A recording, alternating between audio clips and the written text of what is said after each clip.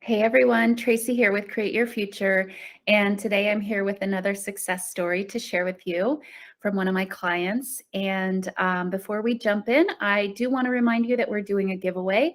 Once we reach 100,000 subscribers, we are giving away 3 free coaching sessions with the coach of your choice. And the way you enter to win the giveaway is by subscribing to the channel and liking the video and commenting on the video. Share a comment about maybe you had a similar story to this success story, or just want to share what you've been manifesting lately, what you've been consciously manifesting, and the success that you're having in your life. We love hearing about that in the comments. I love reading them and hearing the success that you guys are having. It's so inspiring for me and for everyone else watching. So thank you for sharing that. And yeah, let's dive in. So I want to read the success story that she sent in, and then I will talk a little bit about it. So she starts, I would like to share a success story with the Create Your Future team. I struggled hard with circumstances don't matter and to not react to my 3D, but I knew both wouldn't help me get what I wanted. So I really stuck to my mental diet and knew I can get whatever I wanted. I've been manifesting my SP back for a month now. I kept getting hot and cold from him, which made me just want to give up. He would say things like, I don't see a future with you, or I only have attrition for you. When he would say those things, I told myself it's old manifestations and my thoughts created it. So I would flip what he would say. I also wrote affirmations that I am chosen by SP. SP regrets the breakup. SP is always spoiling me and makes me a priority.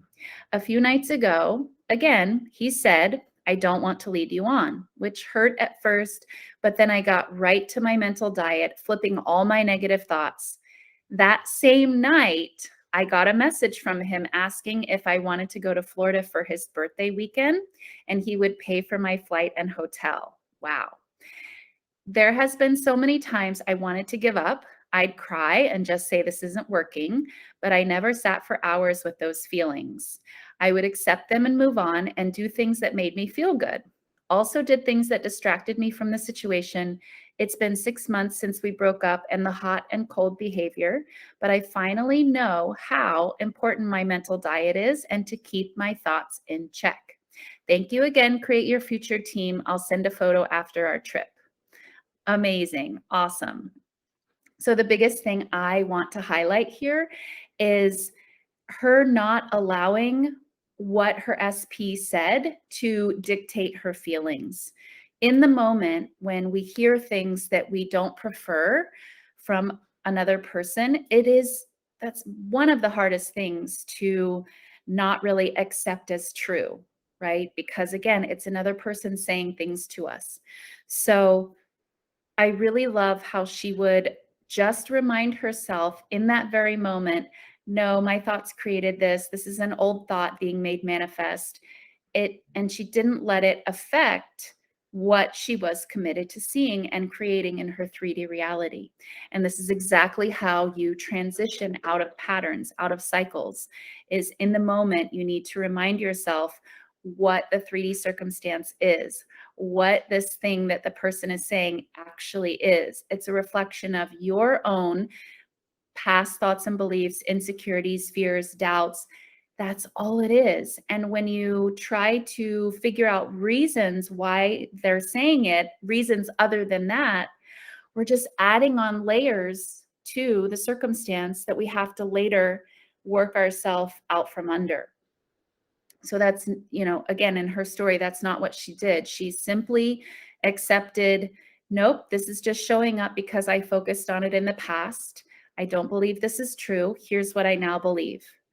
And she went on with her day. And that's really all that is required from you to shift and move any circumstance, any situation into a more desired end result, closer to your end result.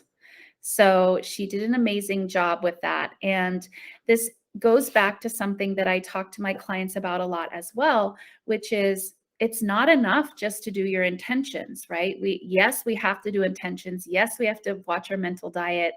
But you also need to be very aware of the story that you're living in. And that story will actually dictate how you react to such circumstances showing up. So this tells me that she was living in the story of, no, I know I get to have what I want. I know my manifestation is mine. I know this is mine, because she didn't react. If she was living in the old story, then she would have reacted. She would have had a negative reaction to, her person saying this to her once again. But she didn't do that. And so this is so, so, so important that, yes, you have to do your mental diet. You have to have your intentions, know what you want, focus on what you want. Absolutely. That's so important. But at the same time, be aware of the story that you're living in. And you can be aware of that by catching the meaning that you're giving to things that show up in your circumstances. Are you giving it the meaning that is your old story, that is maybe the old version of this person or the old version of you? Be aware of what meaning you're giving to situations and circumstances. And if it's not in line with your desire, this is where you want to shift. This is where you want to change. And start to give the meaning to things that show up in your life. If it's not what you desire, okay, my old thoughts created that. But I know where I'm going. And where I'm going is into my intentions, into my affirmations, into the new version of myself, the new version of SP. This is where I'm going. This is what I believe in. That thing showing up, that's just a result of my past thoughts. That's it. And that's where you leave it. And again, don't fall into trying to figure things out, trying to dissect your reality, trying to figure out what it means.